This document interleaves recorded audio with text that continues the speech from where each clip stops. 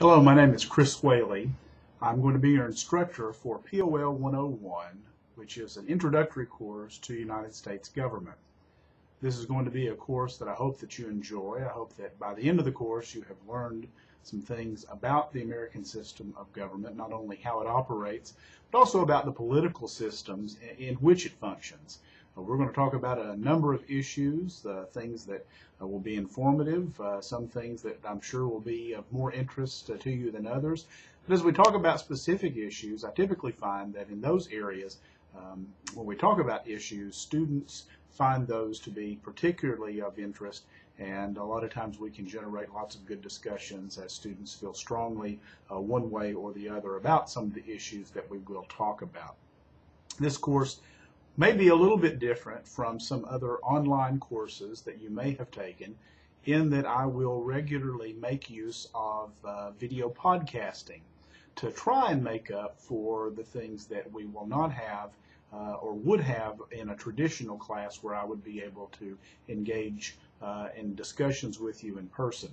And so I know this is no substitute for us being in the classroom face-to-face, but I think you will find these podcasts, video captures, as it were, helpful as we go along.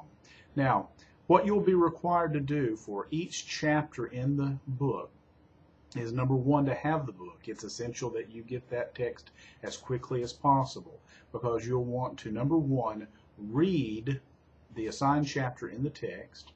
You will want to watch any or all videos that I may record that may be associated with that chapter. And what I'll try not to do is to have one great big long video that encompasses the entire chapter. I'll try to break it up into 2 or 3 or maybe 4 videos that talk about specific areas that I think are important, or perhaps areas that I think may be difficult for you to understand. So again, number one, you'll want to read the chapter. I cannot overemphasize that. That's the foundational material. I have every expectation that you will read the chapter.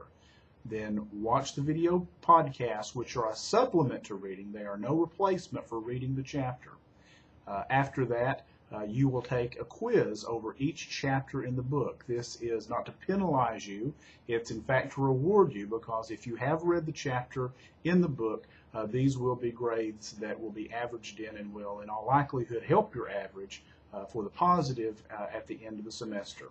So read the chapter, watch the associated video or videos, take a quiz over that chapter, and then the fourth thing will be to participate in a discussion that will be posted that will have some real world or maybe practical application to what the material in the text is covering.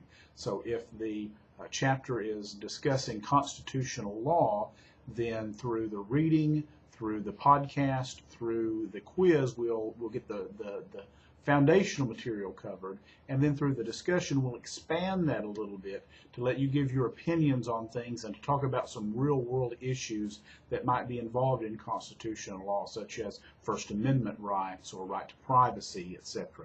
And it's those things that I think really sort of make the class, because I have found as I've taught this course many times online that students really enjoy engaging in the dialogue through those discussions. So those 4 things will take place for every chapter that we have. And necessarily that is going to require some time that you're going to spend in doing these things. But remember, we're not sitting in a traditional classroom. We don't have that time. So the things that you're going to be doing to work on this course will be things that I think are necessary for you to get a full understanding of the material that we're going to cover. Now, as you've seen through the syllabus, there will also be a couple of projects that will be due, but I'll leave that to your reading of the syllabus and will not go into further detail explaining those here. As always, I tell students that I'm very glad for students to contact me and ask any questions that they may have.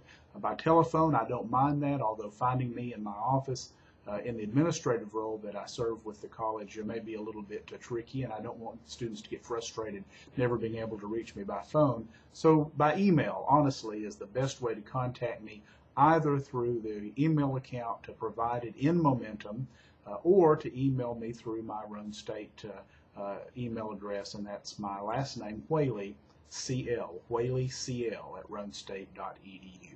Again, my name is Chris Whaley. I hope this course is enjoyable for you. It's a fun course to teach, and I think it's important that we study these topics to find out just what it is that our government is based on, where we have come from, and sort of where we're going as our government evolves and progresses through the years. So thanks very much for joining me.